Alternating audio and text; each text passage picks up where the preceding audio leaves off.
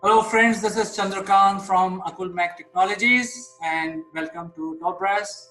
Let me also welcome my friend from UK, Mr. Naval Gund. Good morning, CK. Good morning, everybody. We've got an exciting show for you this morning.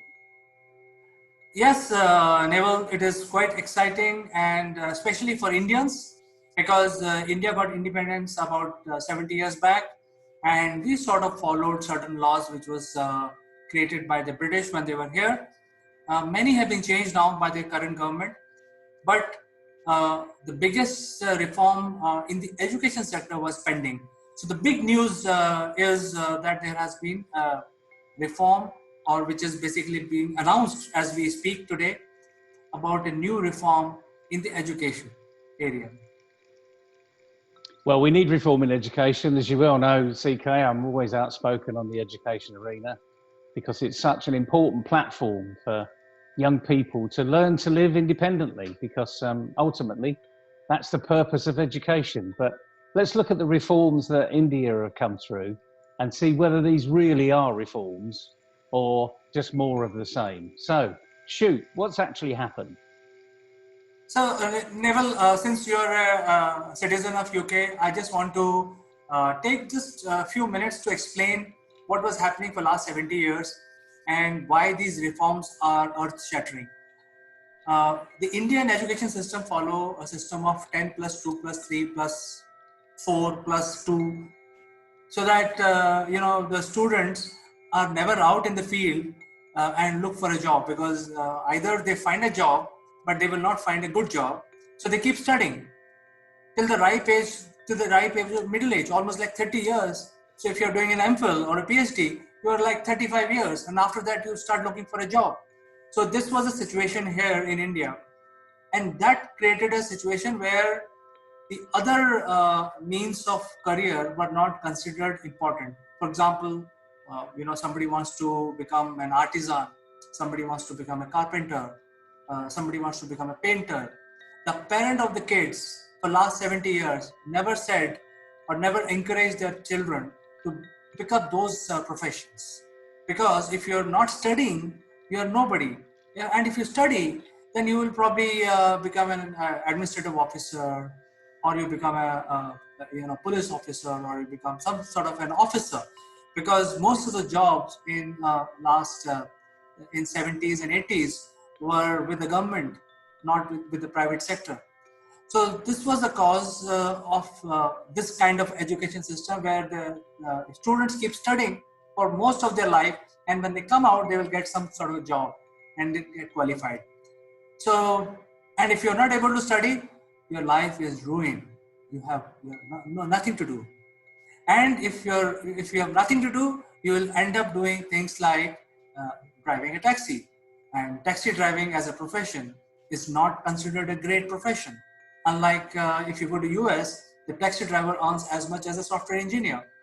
But here, this was a situation for last 70 years. Fortunately, the uh, the attitude towards sports changed, and parents started encouraging their children to pick up sports if they are bright in that. So that arena is recognized, and that portion of the society is encouraging children to pick up sports. If they are good in hockey or soccer or cricket, they are encouraged. But what about other professions like carpenter, um, a mechanic? These are all high-tech jobs, but people don't consider them as high-tech. So that is why the reforms which the government of India is talking about is changing from 10 plus to plus 3 plus 4 plus 2 system to something else. And I wanted to update you because you're not an Indian. I just took a little bit more time to build the whole scenario so that you are clear from where I'm coming from. No, it's really important. And the interesting thing is, you go back into beliefs, beliefs that one job is not worthy and another job actually is highly worthy.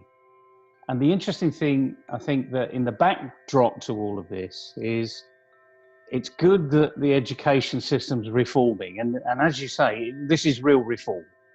They're still focused on academics, being the important thing. In other words, get a good degree, get a good job, which we could question, frankly, as we always do. And we'll talk about that perhaps a little bit on a roundtable discussion, perhaps tomorrow or a later date.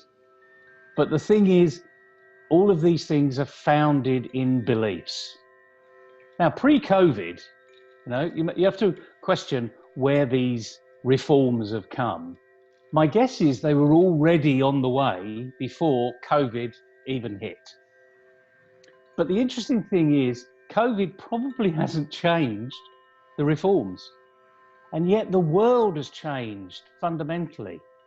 Most kids around the world, young people, up to the age of 24, 25, university students, are not physically at university or at college or at school.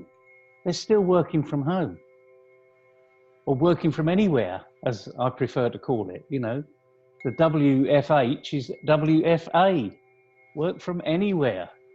Doesn't matter where you are, in the garden, in the local sports arena. It could be anywhere, frankly. It doesn't matter where you are. But again, I think we're missing a bit of a point here. The World Economic Forum regularly publishes the top skills that are required for people to succeed in the future. You don't see any of those top skills academic. You see them as being communication, how to negotiate with people, how to work in a team. But once again, reform or otherwise, these are the fundamental skills that are going to be important moving forwards. And let's also recognize that the world is a small place now. Despite the fact it's difficult to travel because of COVID, so you can't just jump on a plane to New York as you could previously do. But if you go to New York, you look at the quality of certain people's lives, there's actually not much difference between a highly qualified software engineer and a taxi driver. One doing a job that is really wanted in AI, blockchain or what have you, and another one that's doing what a lot of people would say is a very simple job, driving you from A to B. But their annual income could be approximately the same, $70,000, $80,000, $90,000 a year. But it's not the same in India, is it? Your taxi drivers are seen as being, cheap, dirt on the bottom of your shoe in some respects, because I've been there, I've seen how people treat other people, which is appalling in some respects. But that's life, that's the way things are. But if a software engineer was there, they'd be almost treated, much, much higher. And if there was a doctor, my goodness, everyone would pay, get out of the way, make way for God, effectively. Because it's the academic arena that's far more important in your country. But we need to really start to educate others, It's not as important as it used to be.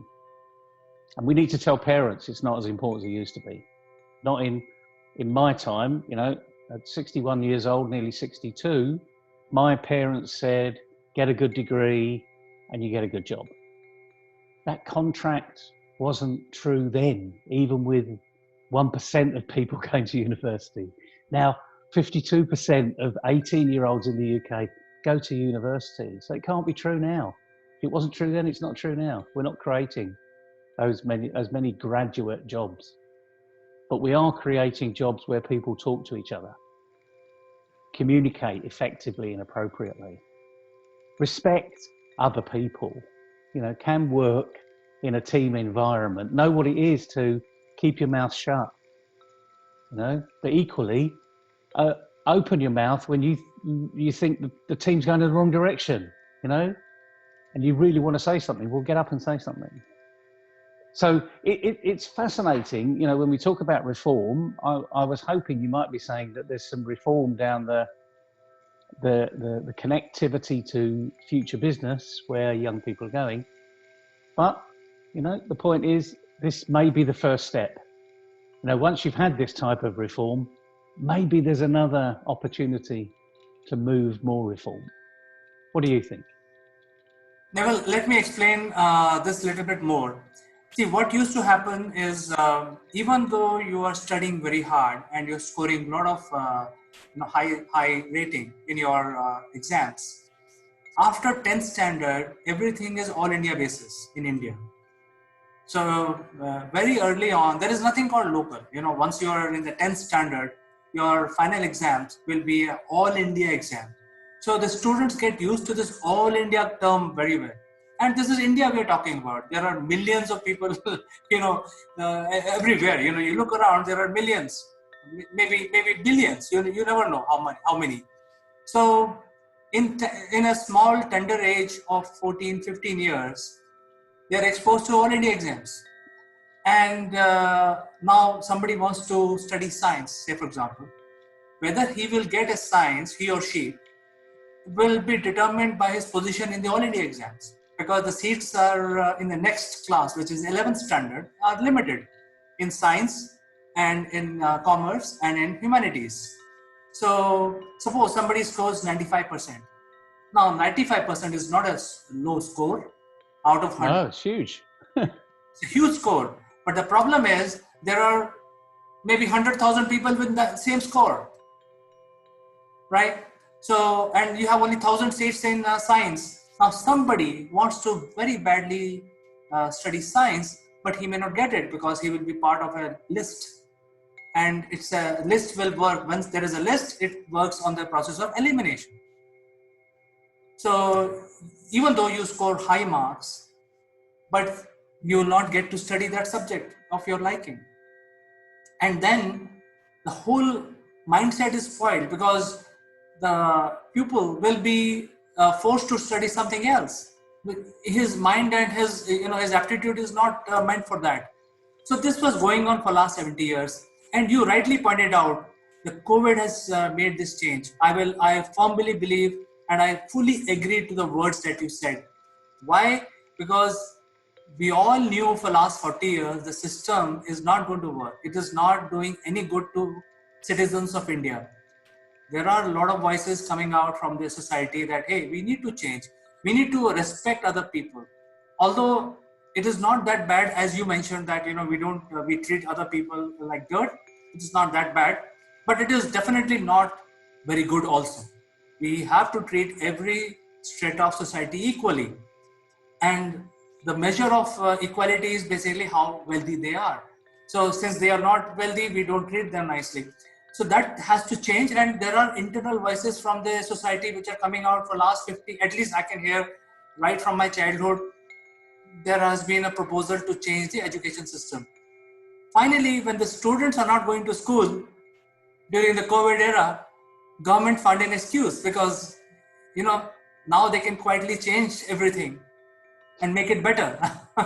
So I think I fully agree to what you said. It's the COVID which is responsible for the reform.